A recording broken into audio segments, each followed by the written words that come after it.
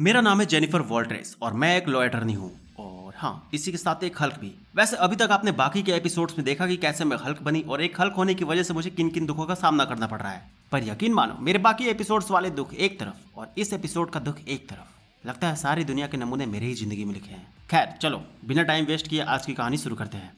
The Watcher presents web series She Hulk attorney at law episode 4। तो एक और नया दिन, एक और नया लफड़ा। नहीं, एक नहीं बल्कि 2-3 लफड़े। साला मुझे समझ नहीं आता दिन में लफड़ा है या लफड़े में दिन। खैर, इससे मिलिए, यह है डॉनी ब्लेज। एक मिनट, इसे अपने घोस्ट राइडर जॉनी ब्लेज से कंफ्यूज मत होना, दोनों अलग अलग ही हैं। तो ये नमूना खुद को इस सदी का महान मैजिशियन बताता है, पर सच्चाई तो ये है कि ये जोकर बच्चों की पार्टी में भी बुलाने लायक नहीं है। कमीना एक नंबर का फ्रॉड है। हाँ, पता है आप क्या सोच रहे हो, यही ना कि इस एपिसोड का विलन यही है। तो ना, मैं ये तो नहीं कहूंगी कि आप सही हो, पर हाँ, आप पूरी तरह से गलत भी नहीं हो। ये जोकर गुनहगार तो है, पर मेरा नहीं। एक मिनट, ठीक से समझाती हूँ। ये कभी कमरताज का एक स्टूडेंट हुआ करता था, पर एक दिन जैसे ही कमरताज वालों को ये पता चला कि ये उनके यहाँ झाड़ू पोछा लगाने के भी लायक नहीं है, तो उन्होंने इसे वहां से बाहर फेंक दिया। पर ये कमीना भी 1.5 साल निकला। जाते जाते ये वहां से एक तिलस्मी नकील चुरा कर भाग आया और अब अपने ऑडियंस को रियल मैजिक के नाम पर पोर्टल खोलकर दिखाता है, जो कि आने वाले टाइम में बहुत डेंजर साबित हो सकता है। तो समझे ना, ये किसका गुनहगार है क्या? इतना समझाने पर भी नहीं समझे? अरे यार छोड़ो, आसान भाषा में समझाऊं तो ये वोंग का गुनहगार है। वैसे अब तक ये वोंग से इसीलिए बचा हुआ था क्योंकि इसने अब तक कोई बड़ा कांड नहीं किया था, पर आज इस जोकर ने अपने हवाबाजी के चक्कर में एक लड़की मेडिसन को पोर्टल से दूसरे डायमेंशन में फेंक दिया। खैर, मार्वल वाले शायद भूल गए हैं कि ये मेरा शो है और तब से मेरी जगह पर इस जोकर को दिखाए जा रहे हैं। इन सब में आखिर मैं कहाँ हूँ? ओह, यहाँ रही मैं। तो हमेशा की तरह आज भी मेरे पास बहुत सारे काम है। देख रहे हो ना लिस्ट कितनी लंबी है। तो सबसे पहले इनमें से क्या किया जाए? मैं भी क्या पूछ रही हूँ। ऑफ कोर्स जो सबसे ज्यादा इंपॉर्टेंट होगा वही करूंगी। तो फिलहाल इनमें से मेरे लिए सबसे ज्यादा इंपॉर्टेंट है डेट पर जाना। हाँ, आखिर हल्क हो या मच्छर, कोई जिंदगी भर अकेले तो नहीं रह सकता ना। हाँ, पता है मेरी हरकतों को देखकर आप यही सोच रहे होंगे कि इसी वजह से मुझे इस एपिसोड से निकाला गया है, पर इसमें शौक होने वाली कोई बात नहीं है। मुझे भी ऐसा ही लगता है। सारे जलते हैं सब। वैसे जलन से याद आया, मेडिसन जिसे डॉनी ब्लेज ने पोर्टल से दूसरे डायमेंशन में भेज दिया था, वो सीधे वोंग के घर में जाकर टपकती है। अब वो यहाँ कैसे आई ये तो मुझे भी कंफर्म नहीं पता, पर इसने वोंग को कुछ तो बताया था कि वो जिस डायमेंशन में गई थी वहां वो जब मरने वाली थी तब एक बकरे ने उसकी जान बचाई और उसे यहाँ भेज दिया। हाँ, बस इन सब के बदले में उस बकरे ने उसके खून के कुछ बूंद लिए। अब जहां तक मुझे बात समझ में आ रही है कि उसने अनजाने में किसी शैतान के साथ डील कर ली है, क्योंकि कुछ पुरानी किताबों की माने तो शैतान ही बकरे के रूप में ऐसे आते हैं और आपकी मदद करने के बहाने आपको गुलाम बना लेते हैं। खैर, मुझे क्या, फिलहाल ये एडी वोंग के गले चिपट चुकी है। हाँ, आपने सही सुना, ये लड़की भी एक नंबर की एडी है। वैसे वोंग भी मेरी तरह बातों को सीरियस नहीं ले रहा था तब तक, जब तक ये उसे उसके फेवरेट शो के स्पॉयलर्स नहीं दे देती। आप इस दुनिया में कितना भी बड़ा पाप क्यों ना कर दो, पर अगर आप किसी को उसके फेवरेट शो के स्पॉयलर्स देते हो तो आपसे बड़ा पापी उसके लिए इस दुनिया में कोई भी नहीं है।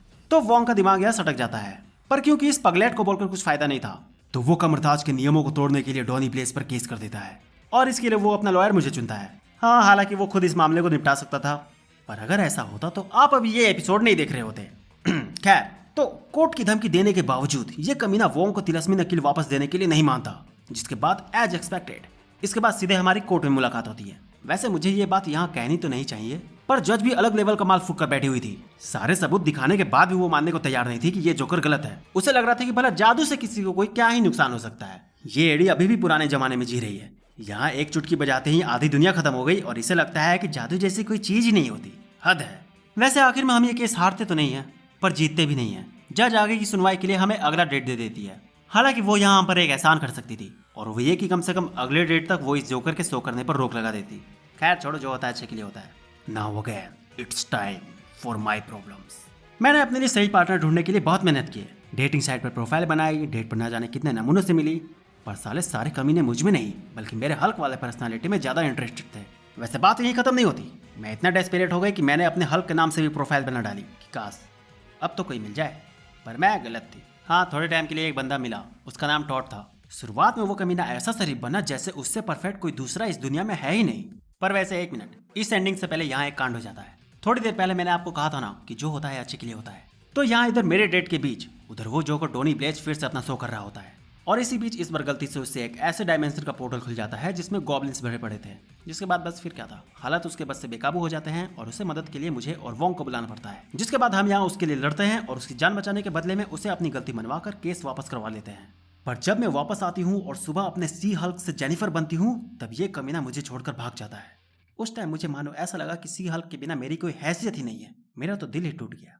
वैसे यहाँ मैं एक सदमे से उभरी नहीं थी कि तुरंत एक झटका मुझे और लगता है। एपिसोड 1 के लास्ट में मैंने जिसे मारा था, जिसकी वजह से मेरी ये सी हल्क की आइडेंटिटी पूरी दुनिया के सामने रिवील हो गई थी, वो लड़की मुझसे बदला लेने के लिए मुझ पर ही केस कर देती है। और केस ये रहता है कि मैंने उसका नाम चुराया है, यानी उस कमीनी ने सी हल्क के नाम को पेटेंट करवा रखा था और अब मुझ पर फ्रॉड का केस लग चुका है। हद है, कोई इतना कैसे गिर सकता है।